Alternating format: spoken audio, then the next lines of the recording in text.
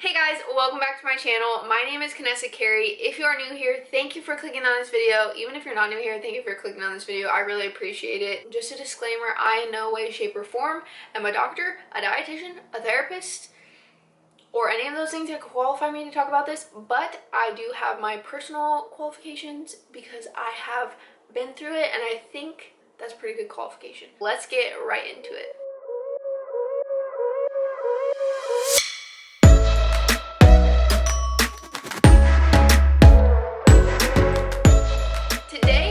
Talking about something that I haven't talked about before actually on this channel, but it is going to be about how I got my period back during my eating disorder recovery. So just a little backstory, if you haven't watched my other videos, go do so. I will link them down below, at least a couple of the ones that kind of pertain to this topic. But I struggled with anorexia during high school and a little bit of college. During that time, I lost a lot of weight and lost my period. So today we're going to be talking about my journey with getting my period back, how I developed amenorrhea or amenorrhea, however you say that, how it affects you, why it's not a great thing to have happen to you, and how I got my period back. So I'm just going to start off with what exactly amenorrhea. I think that I'm saying it right. Let's ask Siri. Amenorrhea. Amenorrhea. Is it amenorrhea or amenorrhea? I don't know. Amenorrhea. Okay, I guess it's amenorrhea. We're just gonna go with that. So if I'm not saying it correctly, I'm so sorry. If I am, you're welcome. So like I said, I struggled with eating disorder in high school, and I didn't start recovery from that until I was in college. One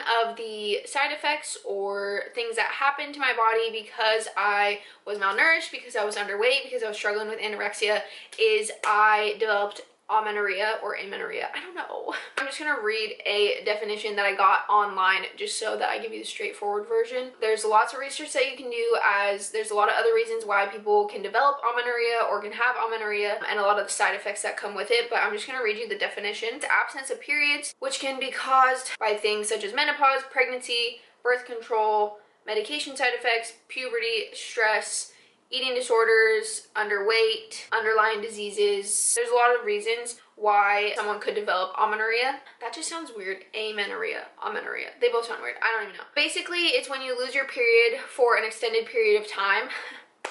No pun intended. Usually they classify it as around like 3 months. So if you haven't had your period for 3 months, then you kind of fall into that category. But it also just depends on like what you're going through and why you've lost your period. There are actually two, I believe, types of amenorrhea. I think it's primary and secondary. Primary is when you just haven't started your period when you like normally would in your teenage years and you haven't gotten your period. Secondary is when you have been menstruating. That's a weird word too. When you have been getting your cycle regularly, whatever that means for you, and for whatever reason you lose your cycle for a certain amount of time. Those are just like two types to help like explain it better and classify it a little bit better. So I hope that's helpful. I struggled with not getting my period for probably a little over a year. I didn't get it back until I was a couple to a few months into my recovery process. But a lot of times it can affect people who are struggling with eating disorders, especially if they've lost a lot of weight, are over exercising, not fueling their body enough. Basically, it's your body's way of saying, listen, we're not going to produce this function for you because you're not fueling us enough. We need to keep you alive in other ways. We need to keep your heart beating. We need to keep your lungs breathing. We need to do A, B, and C, and your period is the least of our worries right now. Therefore, your hormones are not producing the way that they should be. They're not operating the way that they should be, and your body is trying to keep you alive in other ways. But that's just a little bit of a description of what amenorrhea is. Amenorrhea is,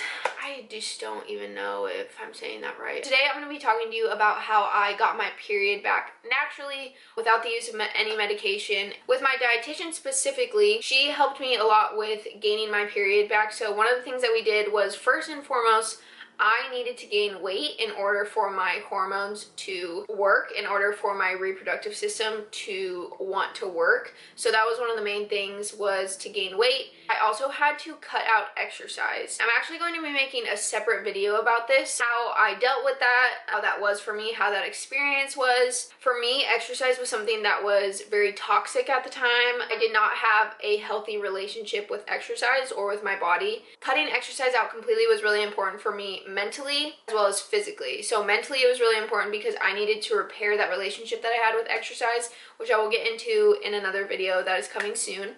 Also physically is because I was depleting my body so much and not fueling my body enough, and so that is one reason why also my period stopped. Another thing I did, which I know not everyone probably has access to this, once I did get my period back, my hormones were jacked up. I either had like really light periods or really heavy periods, or my periods were not very far apart, or they were really far apart. My cycle was just kind of like all over the place, and obviously that's not super healthy either. The goal with my dietitian was to kind of fix my estrogen, fix my progesterone, and let my body kind of figure out like, okay, what is optimal for me? How can we get these things to be more balanced? And how can we get my period to be on a more regular cycle? So now, many years later, I do get a regular period every month. It's great. It's fun. I'm actually really thankful that I do, because there was a time when I was worried that I wouldn't get it back. For me, I actually, working with my dietitian, also began taking certain supplements. I'm not going to throw out those supplements. I'm not going to tell you what they are, just because I think it's important to like go to your doctor or work with a dietitian to help you personally in your own journey get your period back. But for me, naturally doing that was really important to me. I didn't want to get on birth control. I didn't want to do it any other way. So we went the more natural route, the more holistic route. I started taking supplements that would help even out my estrogen and progesterone until my body could kind of figure it out. It's basically just like kickstarting and helping my body do what it was supposed to do until it could do it on its own. So that has been really helpful. Like I said, I'm not going to share what those things are. I'm not going to share what the supplements were that I took, how much I took of them, because it's a very individual thing. Some people need more, some people need less. I would highly recommend working with someone who you trust and who knows what they're doing to help you kind of like naturally get your period back. So those are kind of like the three main things that I did. I think one thing that was really hard in the beginning was having patience, because I was really nervous that my period wouldn't come back. But I think the combination of the things that I did, as well as cutting out exercise, was really important, because it took a lot of stress off of my body. Because ultimately, like, even though working out can be very healthy for your mind and your body, it also is something that causes your body stress, which is why recovery and taking time off is so important. For me, it was so important at that time because working out was only depleting my body and only causing my body stress. So really taking time to work on my relationship with food, gain weight, work on my relationship with my body, exercise, and work towards getting healthy mentally, physically, and in terms of my hormones was something that was really important. I know that I could not have done it by myself, so getting that help was very important for me. One thing I would say is, if you are struggling with amenorrhea, I would just say that patience is a huge thing, and limiting stress. Taking the time you need to really take time off of exercising, fueling your body, being kind to yourself, being kind to your body is so important.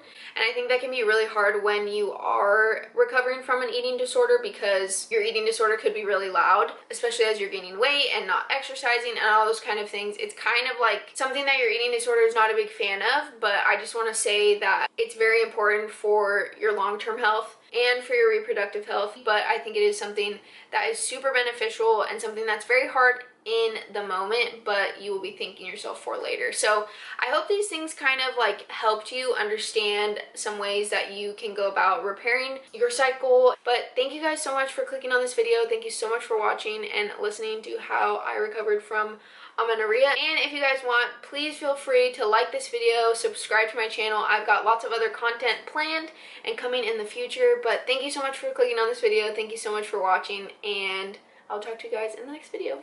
Bye!